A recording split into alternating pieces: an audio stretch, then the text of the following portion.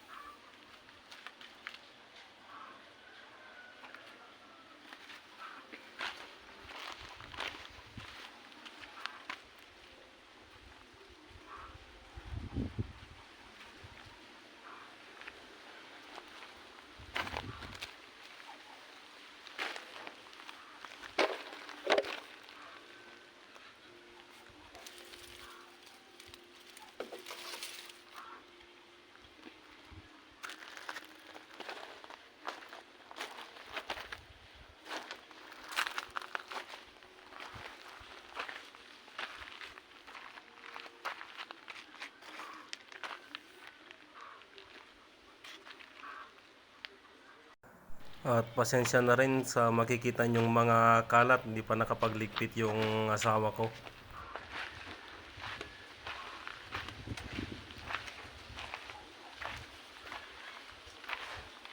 Bale, 5 lahat yung gripo na kinabit nila guys, at saka meron din shower. Ayan, nakikita nyo naman yung water pipe papunta dun sa loob, at saka kawayan lang yung kwan namin guys, yung lababo namin, pero papagawan ko pa niyan pag meron akong ipon. Ayan yung mga water pipe na nakakonekta sa CR.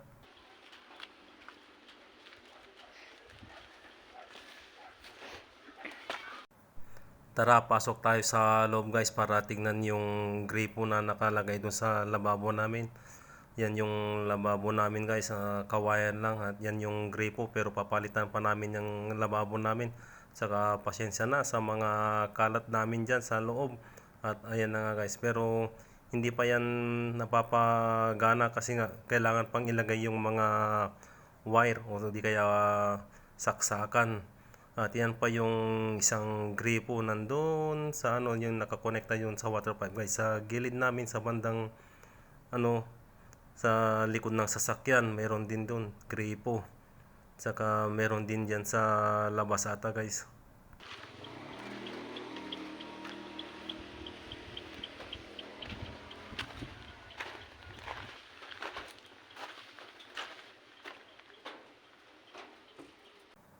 Yan yung isang gripo guys, tapos meron pa dun sa harap, dun sa may bandang gilid.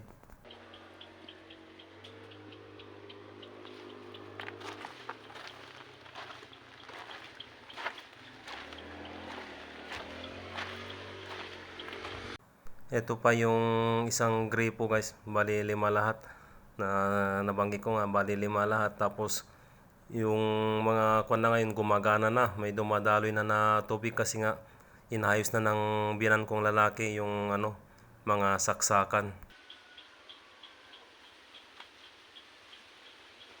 Punta naman tayo dun sa CR namin guys. Ayan, yan yung CR namin. Ayan, may nakalagay na shower at mayroon ding gripo. Yan yung shower guys na binili ng asawa ko sa ano, Lazada ata niya binili yan. Medyo mura lang yan guys, mga nasa 200 plus lang ata yan o mahigit. Ayan o. Yung bunso ko, ginapit na nung nakaraan araw, nag-shower na. Habang wala yung mama niya na pumunta dun sa lawag. O di ba? Yan yung shower na bili ng asawa ko guys.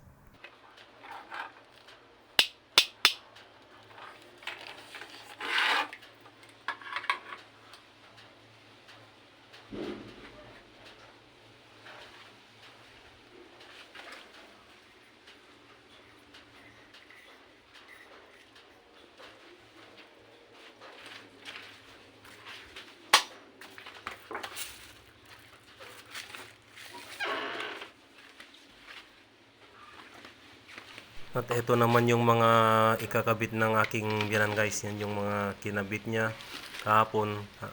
Kaya ngayon okay na. Yung mga waya. Buti na lang magaling yung biyanan ko na maayos ng mga ganyan.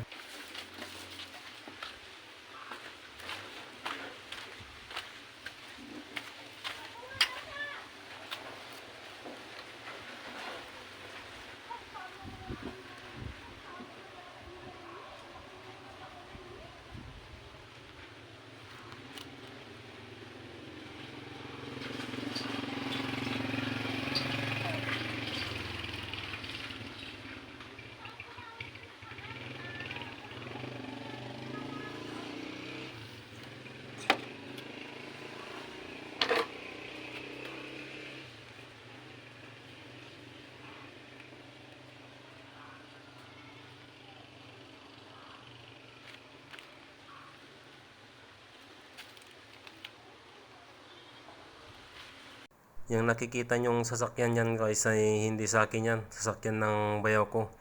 Galing sila sa Cagayan Valley papuntang Ilocos. Saka yan din sasakyan na yan yung pinanghatid nila doon sa akin sa Lawag International Airport. Yan yung puso namin guys. Oh. Yan may yung mga mais pero hindi sa amin yung mga mais.